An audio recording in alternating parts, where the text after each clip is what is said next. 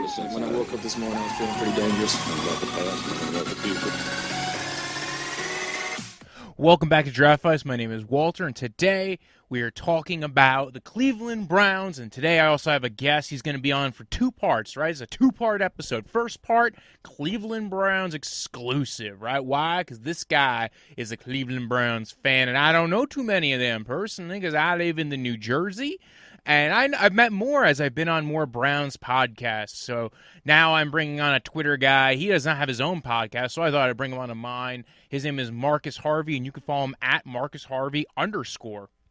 And now we will bring him on. We will talk about the Browns on this episode, and on the next episode we will talk about wide receivers in the NFL draft. Yes, the NFL draft is coming in a couple of weeks. Hello. I'm well. And yourself? I am doing well. I have you on today, so that's great. I don't usually – this is my first time in a long time having a guest, literally since last year's draft, because my old computer could not handle doing that kind of stuff. It was like, why are you doing this to me? Like, I did a live stream of the draft, and I couldn't believe that computer held up doing that night, and then it just died further and further. Like, it became less capable to the point where now I can't even do videos anymore on that one. So now I have a new laptop. It's great. Now everything is awesome. New laptop means everything is great. Rocking and rolling. Right. So, Marcus, you want to give a little bit of a plug. What do you like? What your background? You want to tell, put in your Twitter handle, because I didn't plug that in my intro of you. Yeah. My Twitter handle is Marcus, MarcusHarvey _. Pretty generic, but if you're interested in following me, I comment a lot about all things football. The draft is particularly of interest. I think the process of acquiring new pieces and building a team through the draft is a really interesting portion of the game that continues throughout the year. So that's something that I really tend to follow. But yeah, all things football. I'm a Browns fan, but I really just love the game of football, love talking about it with all different people and try to learn something new every day. It's a lovely sport. Like, when I finally got into football, I just dove headfirst in, and now all these years later, the draft is such it's that thing of hope every year. It's like your team can get better. And we've seen it. We've seen it with the Saints. We've seen it with the Saints are pretty much the quintessential one, right? Because we all think about the Saints being like, oh, well, Drew Brees carrying them every year, but people forget there was a draft not too long ago that had that draft not happened, that team would probably still suck because they were a 7-9 team 3 years in a row. Right. And then they had a draft that gave them Ryan Ramczyk and Marshawn Lattimore and Alex Anzalone and Alvin Kamara and Sheldon Rankins. Literally, I'm just naming guys who just are now Trey Hendrickson, Alvin Kamara, Marcus Williams, who they just franchise tagged and worked out trying to figure out the money situation. Yeah, the draft is a really interesting portion of the game of football because it's so much work that goes into just a couple of days of real process and seeing fans comment about it and different things. So yeah, I love the draft because it's a thing that all fans can connect to, not just playoff games or playoff wins, Super Bowls, but the draft is what you spend the rest of the year talking about. It's just exciting. And I honestly feel more excited for the night of the draft than I do of the night of the Super Bowl. Because we already know the 2 teams in the Super Bowl. As a football fan, it's kind of it's already here. We know who the 2 guys are. Who we know the 2 people playing, or not the 2 people, but the 2 quarterbacks. But the draft, it's everybody's game. And and it only takes a couple Mike Mayock's or Bill Belichick's or Pete Carroll's to really throw a few wrinkles in it, and then it makes it more fun for everybody else. And I'll never forget when Cleveland Farrell was the 4th overall pick, and that just sent the draft and everybody who was covering it into some laughter to start off the night, but created some great situations and things that weren't even possible before that. Yeah, I was at MetLife Stadium that year because every year they did a draft thing. Even if they weren't hosting the draft, they'll do I think every stadium probably does something for it. And because my buddy's a Jets fan and he has season tickets, so he's like, "Come with me, I get free tickets." And they're like, "That's free anyway. You could just come. It doesn't." He doesn't have anything special, but he'll try to convince me like, "Yo, man, I know people. I'll get you in." And it's like, this was free to begin with. You could have came by yourself. Right. But I went a few years, and that year with the Cleveland Farrell pick, I remember sitting in the stands and I look at my phone and it's like, it's not going to be Josh Allen. I'm like, how could it not be Josh Allen? And they're like, well, they didn't like his agent was the same agent as Khalil Mack, probably. Yes, Khalil Mack. Yes, so they just went through that whole thing, and it's such a strange reason. Like, we don't want to deal with that agent. It's like, you guys are morons. I can't believe you guys did this. I'm sorry. I'm never going to get a job with Mike Mayock, but keep in mind, he's probably not going to have a job too much longer, given how that franchise has been handled. He's definitely the scapegoat. Like, John Gruden's there for a while, but Mike Mayock, they're going to kick him eventually to the curb. But let's talk a little bit more. You're a Browns fan. Let's talk what the Browns need this year, right? There's a lot of talk. Now, granted, they might not need, they really don't necessarily need much. Some would argue they don't, everything that is a quote unquote need is like, it's a need, but it's like, it's not a pressing need. Right. I think there's at least one position that's a pressing need. Yeah. And it's mainly because that's just a position of depth regardless. But, you know, I'll touch on my point on that in a little bit. But like, what do you think about the team? What do you think about the team going into this year? Also, keep in mind, we might get Jadeveon Clowney by Wednesday. Yeah.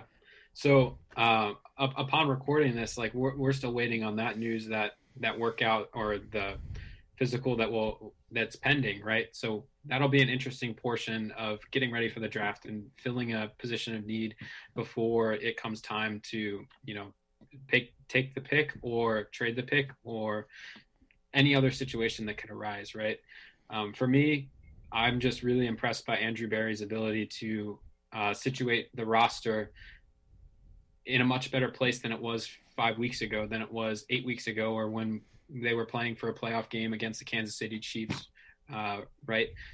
So for me to go from Andrew Sendejo and MJ Stewart, who were very serviceable in their roles, but not able to fulfill the full obligations that we needed out of those spots, and the versatility that certain new players could bring, i.e. two of the top defenders from the top defense in the NFL with Troy Hill coming over and John Johnson the third coming over. You know, those are tremendous additions, and my heart goes out to Olivier Vernon a little bit for his recovery process as his injury happened real late in the year, which was super unfortunate because it rolls again into this year with that Achilles injury. But adding they cut Adrian Claiborne, but adding some more talent along the defensive line with Malik Jackson and Takk McKinley. Yeah, Takk McKinley. That will only help the Browns moving forward. So looking forward to that. I think camp will be really interesting, rolling out the bottom of the roster on defense, especially. You know, the Browns are well situated. They have a lot of picks in this draft, so it'll be interesting to see where they favor, you know, high-end talent, or are we trying to unlock unlimited potential? What does that bottom of the roster look like? The Claiborne thing caught me by surprise, and then instantaneously I'm like, they're definitely going edge rusher in free agency, and like they signed Takk McKinley, and I'm like, Takk McKinley's replacing Claiborne. There's got to be somebody replacing OV. Yeah. And we never saw the signing, and I think they were in on all the big pass rusher signings, the Carl Lawsons of the world. But, like, think about it. Carl Lawson's been injured a lot. He never played more than 50% of snaps, and he's getting a $15 million a year deal. Bud Dupree's getting $16.5 million a year. And Trey Hendrickson and Carl Lawson were both one-sided defenders that rarely rotated, you know, had very limited positional versatility on what they showed on their film and in their production. So I think it's really interesting, the situation that we found ourselves in, you know, albeit we still have a couple holes on the roster, like you mentioned, but I think in every situation they're well prepared to enter the draft and not have to go get this guy or have to go get this position by the end of the first night or even through the first 2 days. And especially if they end up signing Clowney. Like, that puts them in a whole different world, because you now probably are spending less on Clowney than what you would have spent on those other players, because he's probably going to be a one-year deal, which teams usually want a discount on a one-year deal because they can't spread the cap out. And even if they could spread the cap out, they're not getting control, which is why. So with Clowney, they're probably getting him at $10 million or less at this point. Which, because I can't imagine a team wanting to spend more than $10 million. I think the numbers that were thrown around a couple of weeks ago were $7 million up to $10 million in incentives. Don't know if that's what they're aiming for. They might go lower than that. So if they manage to get Clowney, and Clowney, honestly, I think it's just as risky to sign Bud Dupree as it is to sign Clowney, and then Bud Dupree is probably going for twice the rate. Like, you got yourself a 1-year rental on a guy who could easily go opposite Myles Garrett. You also have Takk McKinley, who his first 2 years showed out really well, and you still have the draft to address like an additional pass rusher. And again, this is all pretending like we get Clowney. I could be clowning myself with this, and Clowney could be like, you know what, Walter, I just wanted you to say you wanted me on your team because last year you wanted somebody else's show and said I was one of the most overrated guys in free agency. And listen, I was right. He signed for a $13 million deal, and he didn't do anything last year. I thought there was too much hype last year. I think now it's come back down, and everything's about a medium. Y'all gotta be careful with it's like that in between zone. You got to be careful. Anyway. Before I start riffing about being right on Clowney to an extent, I thought Clowney was great, and I think Clowney would be a great signing for the Browns now, especially on a cheaper deal. But like you said, like there's you look at the cornerback that they signed, Troy Hill, John Johnson. By the way, Andrew Sendejo, I feel so bad for him because he was basically like a veteran backup to be like here to help teach the defense, and then like Delpit goes down, and they don't really have anybody else on the roster, and they're like, Sendejo, you're gonna be playing free safety. He's like, I was here to eat Cheetos and just hang out in the film room, sir. So, I feel bad for Sendejo. He was really kind of, I think, supposed to be like the backup slot corner / maybe we have him play a few snaps. And then it's like, guess what, Make-A-Wish? You're on the field for like 1,000 snaps this year. And he's like, God damn it. Terrence Mitchell was the same way. Terrence Mitchell's like, I'm supposed to be the backup. I played 1,000 snaps this year, and I still got a cheap-ass deal. What do I have to do to get paid? But clearly them not keeping Mitchell was kind of a sign they were going to go a lot. I think that tells you maybe they're looking to go a little bit more man coverage this year. Yeah, I think that is the biggest telltale sign from that move, right? Mitchell moved on. He hasn't officially signed that contract with the Houston Texans yet, but they agreed to terms a while back. And I really think it is interesting because for large portions of the latter half of the season last year, the Browns defensively were limited by the personnel that they were able to put on the field for injuries or COVID reasons, as the Browns struggled with both of those down the stretch. And especially that was highlighted in the Chiefs game where, the defense couldn't keep up, but the defense did keep up. The offense failed them on that day. And it brings us to the next point, and when we're going to talk about wide receivers, a little bit about the Browns' perspective about maybe how and what ways the Browns can pursue some different talent to further grow and take that next step. Because in the NFL, if you're remaining stagnant along your wide receiver core, your offensive identity, defenses are going to catch on. That happened in Baltimore this year with Greg Roman and lackluster wide receivers, and with a highly talented quarterback that can do everything. So that brings me to this point where Jadeveon Clowney for the Browns just opens up a whole different realm, wide receiver in round one, different things like that to really pursue that next step as an organization and chase the top dogs in the top of the AFC. Yeah, I agree. I think that it opens up who they might go ahead and get, well, especially if somebody falls, right? Like, you want to be able to take, like, the best player, especially, like, you think about last year with Dallas Cowboys getting CeeDee Lamb at 18.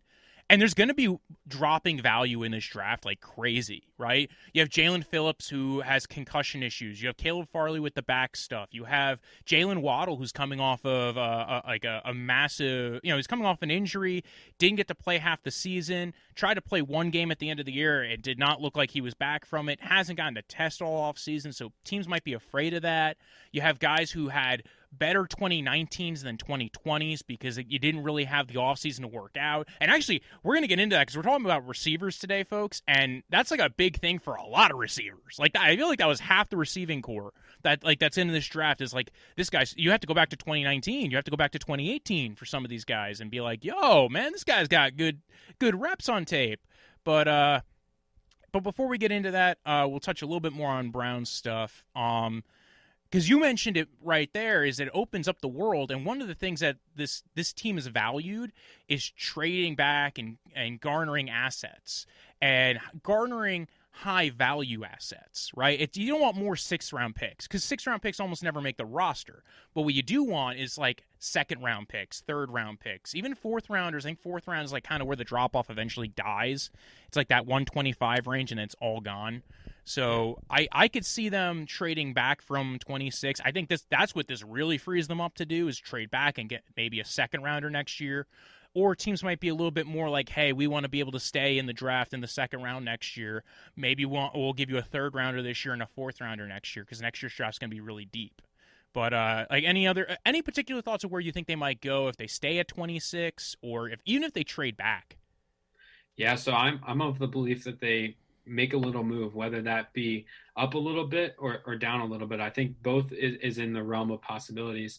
If they're moving up, I think it's for one of the top 4 guys, the top 4 receivers. If they're knocking on the doorstep, that can be a real possibility.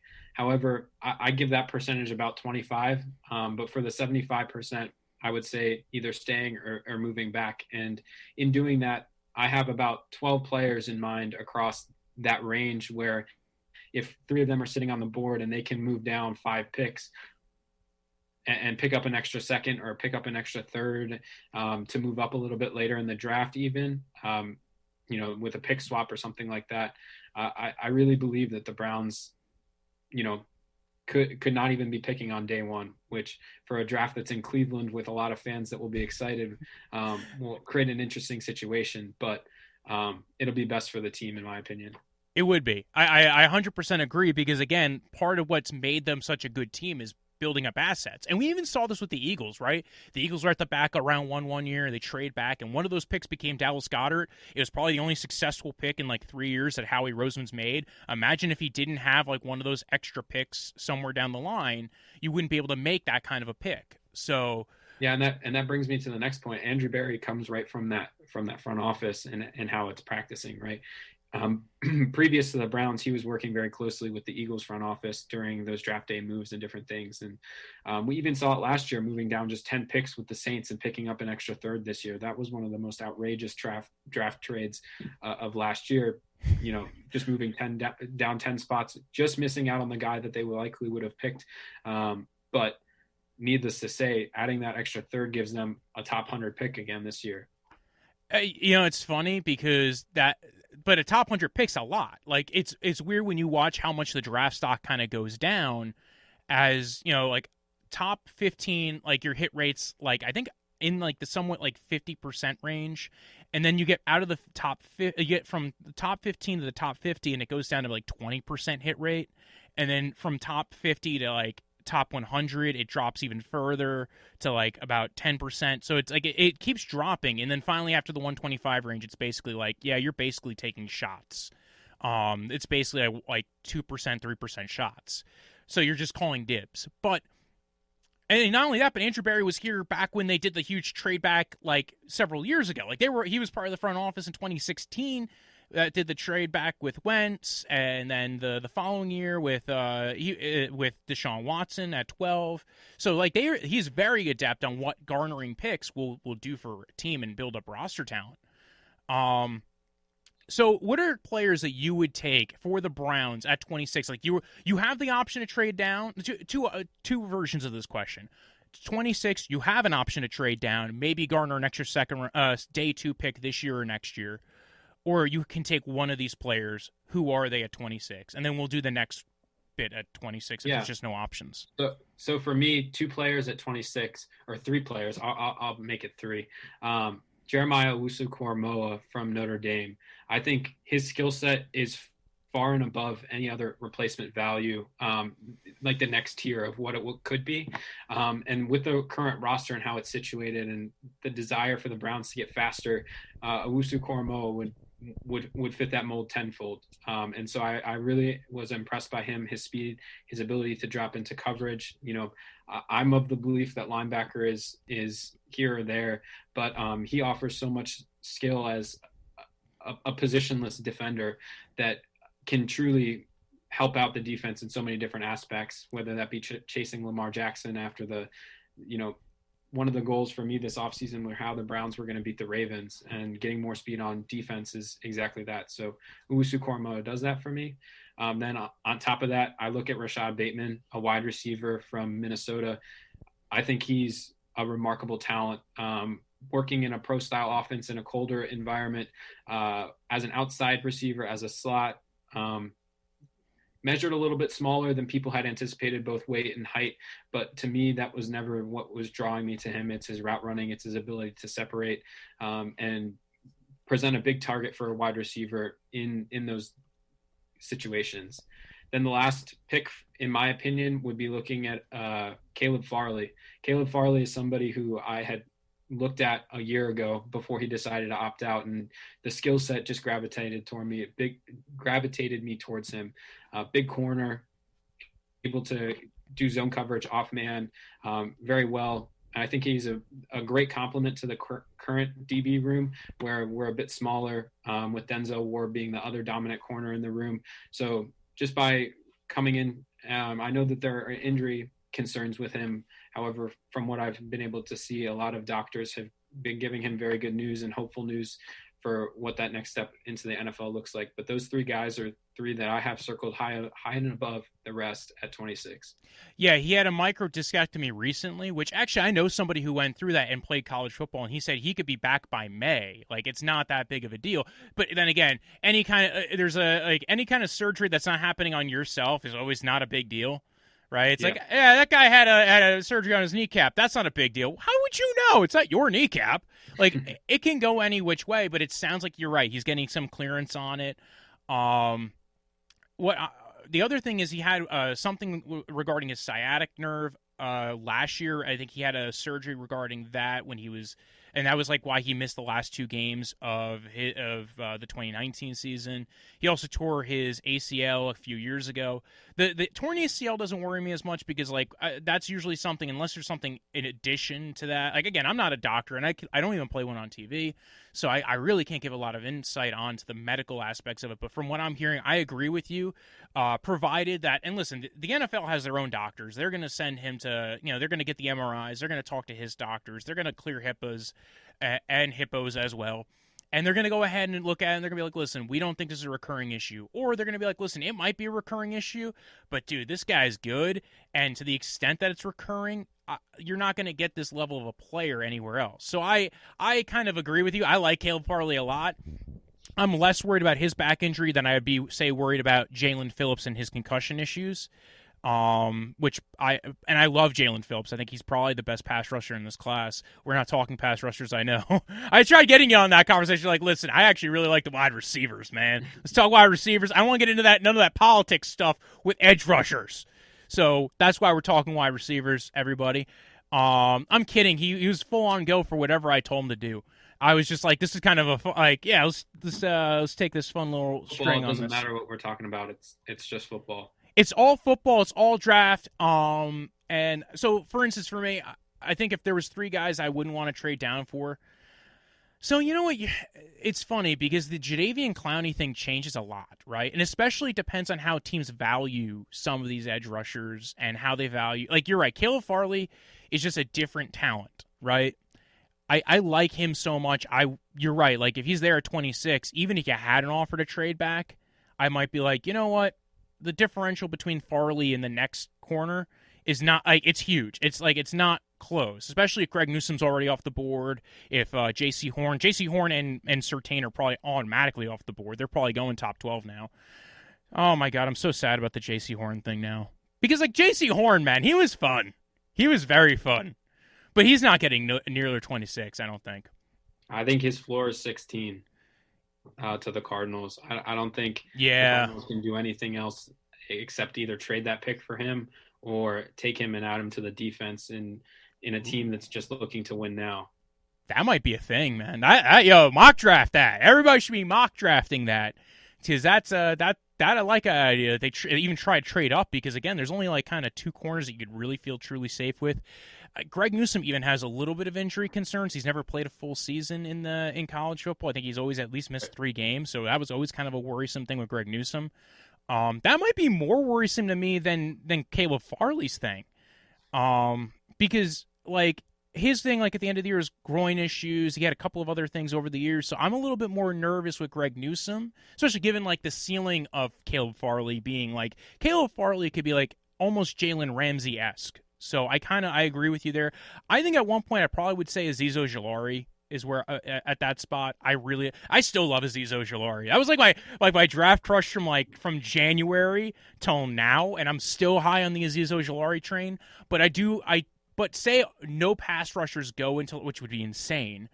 But imagine like no pass rushers go. Pretend we live in an imaginary universe where like everybody just does not agree with these pass rushers. They all have, and they do all kind of have weird warts, like all of them. So there's like 10 of them.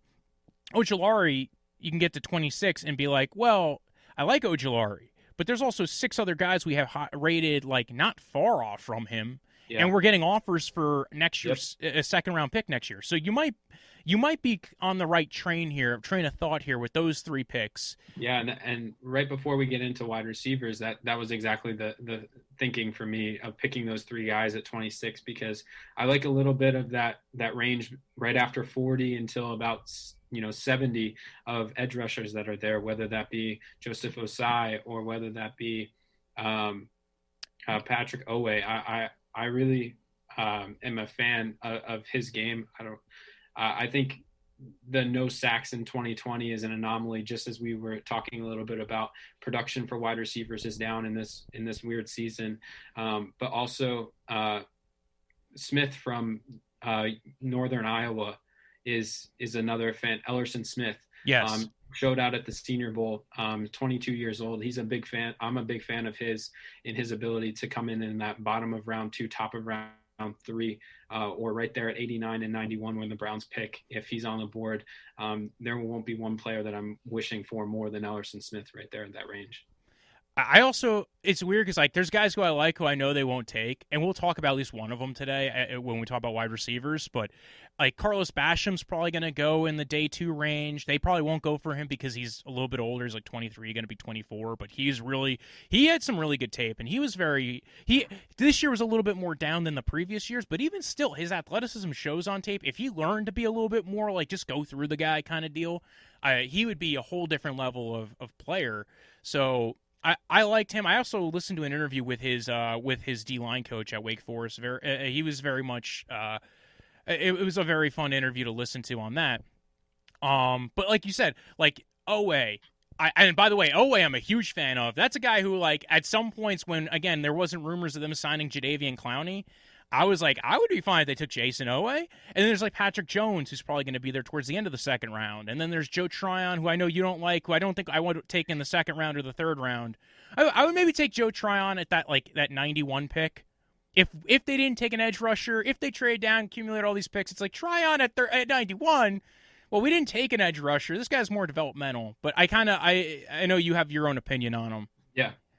Which you can share right now. I think he's a really interesting prospect. He has really active hands working through blocks and different things. Opted out in 2020 due to a lot of Pac-12 players or prospects opted out because they were the last to come back to play, and their season was more abridged and shorter than the rest of college football.